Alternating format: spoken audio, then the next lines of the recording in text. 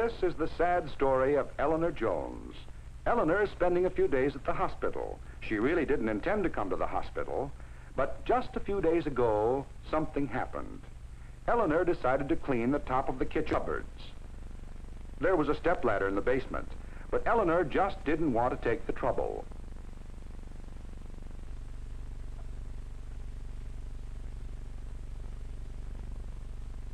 Careful, Eleanor, careful.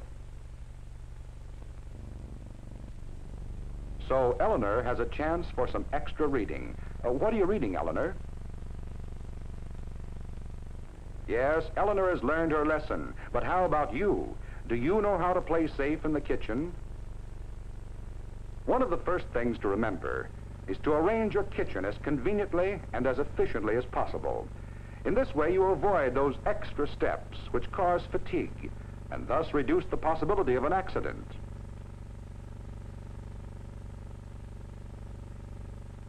Store the things you use near the place you intend to use them.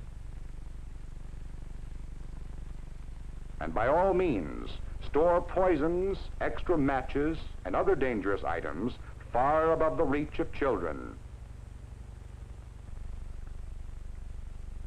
Keep those cupboard doors closed. A bump on the head probably won't send you to the hospital, but it will be painful just the same. Small accidents will happen occasionally, but don't let them become major ones. Wipe up that grease spot immediately before you have a chance to forget about it. A knife is a dangerous weapon if not treated with the proper respect. Strangely enough, a sharp knife is less dangerous than a dull one. Since less force is required to use a sharp knife, it is less likely to slip.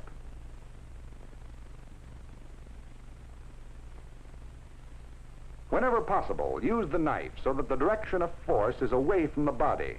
Then if the knife should slip, it'll do no great damage. And keep those fingers out.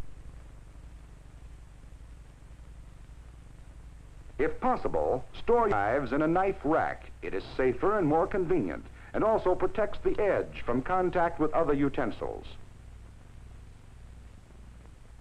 This is the wrong way to wash knives. They should be washed separately and one at a time. If you lose a knife in the dishwater, you're likely to find it the hard way. Sure to treat even small injuries immediately to avoid danger of infection. And while we're on the subject of knives, they just weren't rough edges to cut fingers. Many excellent foods are preserved in glass containers. Should break, throw the food away. No matter how safe it may be, the danger of broken glass fragments is great to be disregarded. No kitchen is complete without a range, but there are right and wrong ways to use one. With a pilot light, lighting the barrel, but make sure that the gas actually does ignite. If it doesn't have a pilot light, light your match before turning on the gas. Before lighting it. This way you allow any accumulated gas to escape and prevent a possible explosion. After this time has elapsed, light and insert the match, then turn on the gas. A handle projecting over the edge of the stove can easily cause this. Keep the handles on your pots and pans tight and in good condition. A loose handle can cause many a spill. A screwdriver kept in the kitchen will be handy for keeping things in good repair.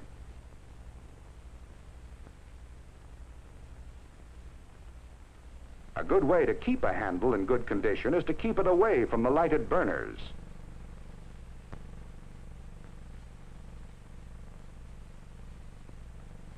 Use a dry potholder that is large enough to protect your hand, yet not large enough to extend into the flame. A wet holder conducts heat very readily. When removing the lid from a pan likely to contain steam, tip the lid in such a way as to direct the steam away from your body. Foods fried in deep fat are delicious, but certain precautions should be observed in their preparation. The mistakes usually made are filling the pan too full and is at a temperature 200 degrees hotter than any water clinging to the food boils vigorously. This is likely to carry the fat over the side, where it may ignite. Pour the fat into a large container, large enough so that the fat is at least 3 inches from the top. Keep the food as dry as possible. Remember, it's the water that causes the bubbling.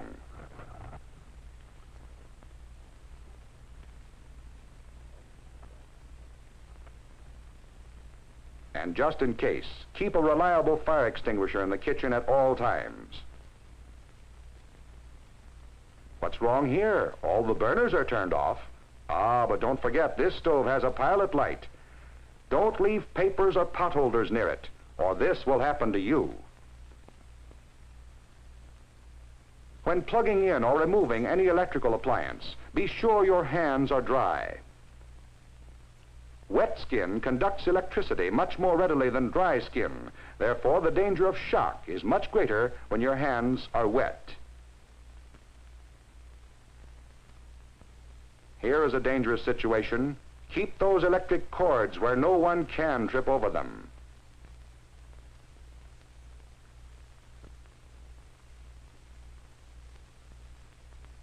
If you use any of the many kinds of special equipment designed for the kitchen, be sure to read the manufacturer's recommendations for safe operation and follow them closely. It is not sufficient to follow the advice of some friend who ought to know. Consult your instruction book and get the correct information.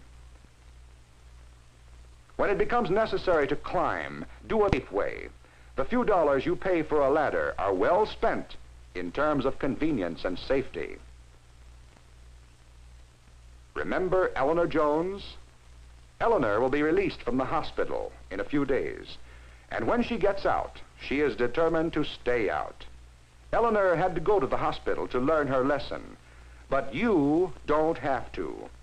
Remember, it pays to play safe in the kitchen.